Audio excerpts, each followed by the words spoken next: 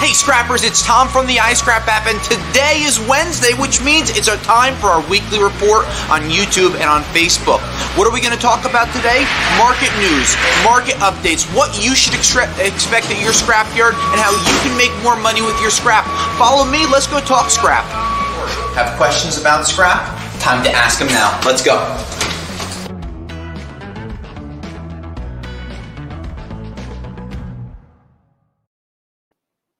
Hi Scrappers, Tom from the Icecrap app, and today is Wednesday, May 5th, 2021, and we would like to wish you a happy Cinco de Mayo.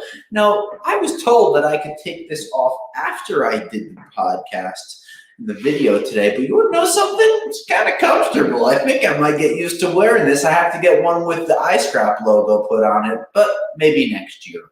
Hey, don't you think it's a little unfair? Yesterday you have May the 4th be with you. Today you have Cinco de Mayo. What other group of holidays are ever like that? Anyway, hopefully you guys are doing well, staying busy and scrapping often. Today is Wednesday, May 5th, 2021, and we would love to hear any of the scrap metal questions that you have for us. But before we get into the weekly report, we just want to go over a couple of things. If you have catalytic converters, don't forget, when you want to learn more about things, you want to work with people that know what they're talking about. Well, the team over at rrcats.com knows exactly what they're talking about. While we always make a couple of mistakes in anything we do, the team makes sure to really double check their work, being able to take your catalytic converters, being able to grade them by the serial number, grade them by the pictures, and give you a really quick quote and a really quick payment once those cats are received.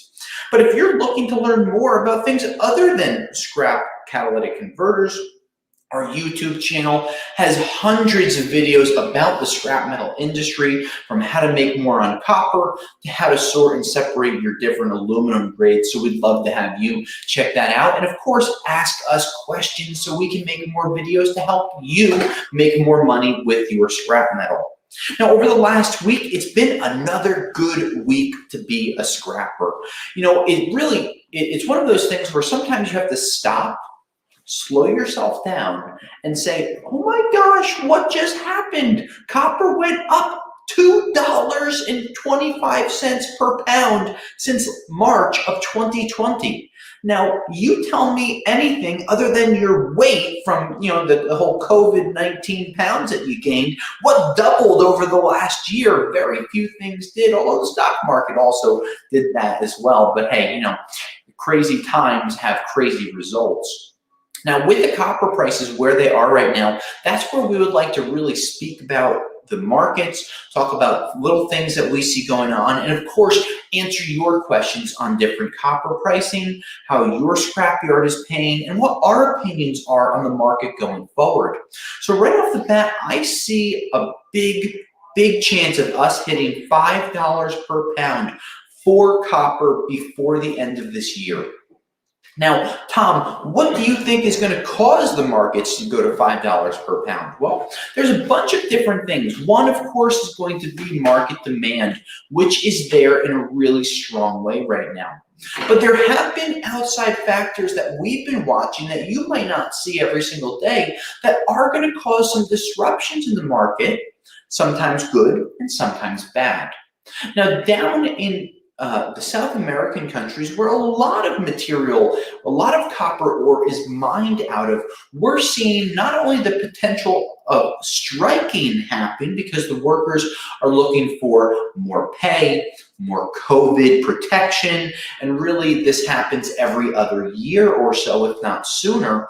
But what we're also seeing is with these copper prices jumping so high and so fast, different countries across the world are going to try to capitalize on these high copper prices by instituting higher taxes on the different companies that are mining copper and then exporting it inside of their countries. Now, Tom, why would they do this? Well, why would they not do this? Because they want to make more money, right? And they want to tax people. And if you say to company XYZ, hey, listen, If you want to keep mining inside of our country, even though you have the legal rights because you signed a contract to do so or you own the land, well, if you want to export it through our different exporting channels, whether it's through barge or rail, you're going to have to pay more money. And what are the companies going to do who are mining the copper? They're going to pay that money because they can't slow down their production. They can't stop their output because they have customers and consumers that they need to send this material to as well. So when you look at all of these different things, these could have really big economic factors and different driving forces on the copper prices where they could shoot up very quickly, because what happens when either tariffs or taxes are put on the products? The host company pushes those to the consumer. So in this case, you're going to have a consumer being the different mills across the world that are taking this copper in. And from there, they're going to be selling those copper ingots and the new scrap to us. Once they're selling those products to companies like Apple, that are creating phones and iPads and computers utilizing the different copper, they are going to be able to push those prices to the consumer.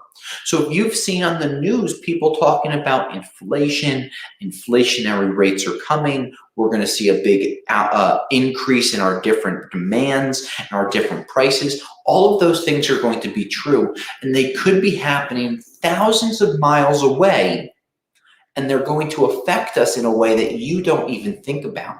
So while we're really excited about the copper prices, what we could see happening is copper prices increasing to $5 per pound, if not higher. And at the same time, consumer spending rates are going to go up. Inflation could go up. Copper can continue to rise, and we're going to have a little bit of a cluster mess going into the 2022, just learning about where some of these markets are. We have a question that I'd love to answer. So being that copper is increasing, what is the best way to get more copper wire, and where can I find it? So it's a great question. Where can I find more copper? Now, we've written blogs on this. We've been able to have videos about this. And while I can't give you solid advice, because I don't know where you are, or who you deal with, let me tell you some generic things that you can look to do inside of the copper markets. If you know or see any local electricians, you might want to reach out to them to see what they do with their materials. If you're able to establish a good relationship with them and they're really busy, as most electricians that we've talked to here at Rockaway Recycling are, you might be able to cut a deal with them where you are able to weigh the material ahead of time. Maybe they allow you to strip the material at their location or at your locations if you have a good rapport. Once you strip the material, you might be able to take this, sell it to the scrapyard, and say, hey, beforehand, the material was going to sell for $500 while it was insulated. But I did some good work. We sold it for $1,000. I'd like to give you, the electrician, the $500 that you were going to get, and maybe we split the difference, and that's one way for you to increase your demand. You know, when we look at some of our Facebook groups, I see a gentleman, his name is Joseph Kniss out of Colorado, and he's one of our big posters because he loves to show people the loads that he's doing, the things that he does. And he works with a local HVAC company where he goes once or twice a week, loads up, and he's able to pull their scrap out of there. Now, sometimes I see those pictures of his loads and they have water heaters, furnaces, but oftentimes I see air conditioning units, loose copper wire, number 2 copper, electric motors, sealed units, because don't forget, all types of units fail, right? Air conditioners fail, but instead of replacing every part, you might only have to replace the compressor. So that compressor goes into the work truck, gets unloaded at the yard, and might be something that you're able to use as a scrap token or a scrap key to be able to kind of negotiate and help these HVAC guys, help these commercial electricians, help these commercial plumbers to be able to make more money. Now, I have a friend in Connecticut who has, his dad is a plumber. And when he was a kid, his dad said to him, hey, listen, I might be able to sell this material, but I'm going to split it with you 80-20, 80% for me, 20% for you. If you take the brass, if you cut the steel off, if you trim the copper and put it into a different bucket. And when you do these things, I'm going to give you 20% of the profit. Now think about it. His dad, let's say there was 1,000 pounds of brass, and 20 years ago it was $1 a pound, probably less. So if that was $1,000, and then you were able to take it, trim off 100 pounds of copper, you might be able to take it, sell it for $1,300. Now you have an additional $300 profit. It's a win-win, and hopefully that gives you a little bit of a better idea on how you can make more money with your scrap, and also how you can find more scrap copper and any other scrap to continue to make more money with. Now, continuing on the whole, where do I find copper? What's going on with the markets? These non-ferrous markets are really strong right now, but there are a couple of weaknesses that we see coming in the next few months. The nickel market and the high temperature alloy market, generally used in the aviation industry, really has been taking a hit because why? No one's been flying for the last year. And while we've seen the TSA numbers ticking up and more people are traveling, and it seems like the entire state of Florida has every single hotel and resort booked for the next 3-4 months, what we also see is an increased demand in flying, and hopefully by the end of this year, we're going to start to see industries like the titanium industry, the stainless industry, the carbide industry really picking themselves up as machinists and high temperature aviation companies start to produce more products, fix more planes, and continue to push the industry back to where it was going into 2020, back in 2019, which showed record years for the airline industries. Now, all of these things are great, but we want to talk about one of the heavier and more dense subjects, and of course, that's iron. We haven't seen much of a raise in price on the steel or the iron market in the last couple of months, and that's okay. We've seen a nice increase at the end of 2020 going into 2021, and of course, we've spoken about this before. The markets did fall off a bit at the end of January and going into February, but we've really seen a stable market for 2+ months. Over the last 2 months, we've been able to see these markets remaining strong, remaining steady. Remember, we say it all the time, boring is good. Steady and boring should be synonymous with each other when it comes to the scrap market. If your prices at your scrap yards are not changing, that's not a bad thing. It's always nice to know that gas is going to be $3 a gallon, or that milk is going to be $2 a gallon, or that your electric bill is going to be $100. But when you have spikes during the month because demand during the summer is up, there's a shortage of milk producing cows, there's no copper to be found, all of these things make it so it changes the different commodity markets. And not only do we look at prices like steel and iron and copper, we also pay attention to all commodity markets at Icecrap. We'd like to look at the grain prices, the wood prices, the paper prices, the cardboard prices. Wood, for instance, has increased 6 times in pricing over the last 14 months. Why? Big demand in housing, big demand in renovations, a lack of material from Canada because of different tariffs and COVID problems. Canada is one of the largest producers of wood that the United States relies on to be able to get that material into the country. That wood is used in pallets. It's used to help make cardboard. All of these pulp products from the tree, the different tree recycling, all of these things really push out there, and you have to watch them because they all intertwine at the end of the day. When you have copper prices doubling, paper prices tripling, wood prices going up by 6 times, these are all going to be factors that affect consumers, affect scrappers in your day-to-day lives. Oil, for instance, up to $66 a gallon. Well, have you noticed how much it costs to fill your car recently? A heck of a lot more than it did over the last 6 or 7 months, and it seems to be going up further. So as oil prices increase, transportation prices increase, and that could lead to commodities increasing simultaneously.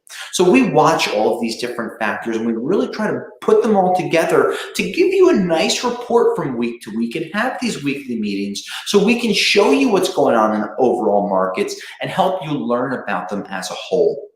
Now, we've had some questions over the last few weeks, and if you have any questions for us during these live podcasts, you're always welcome to ask them. When we look at the markets, we try to look at them in a big circle, and we try to see where everything is intersecting, how the puzzle pieces are putting themselves together. We attended a few ISRI convention meetings over the last 2 weeks. ISRI is the scrap recycling industries group. It's their the word is escaping my it's their association that all scrappers and all scrap yards, many scrap yards are members of, and they had different conferences and different meetings over the last couple of weeks that just showed us where the markets are, where they could be going, how inflation could kick in, how labor shortages could kick in. These are all things that we look at when we look at the overall market as a whole. Now, in the background, while you're out there scrapping your copper, picking up your scrap cars, and of course, selling your catalytic converters to rrcats.com, the team here at Icecrap has been working on our newest version of the Icecrap app. We're calling it Icecrap 2.0. In 2.0, we're going to have easier ways to report your prices, to learn about prices, to see what's going on with the markets overall. And we want you to be able to give us your input once we release this before the 4th of July. As the president wants 70% of Americans to be vaccinated, we want 70% of scrappers to be using the Icecrap every day to learn about where the market prices are, where national average are, where we have different trends going, how you can make more money, where you can sell material. I was reading some of the comments from YouTube last week, and one gentleman said that he was only getting 10 cents per pound for his sheet aluminum.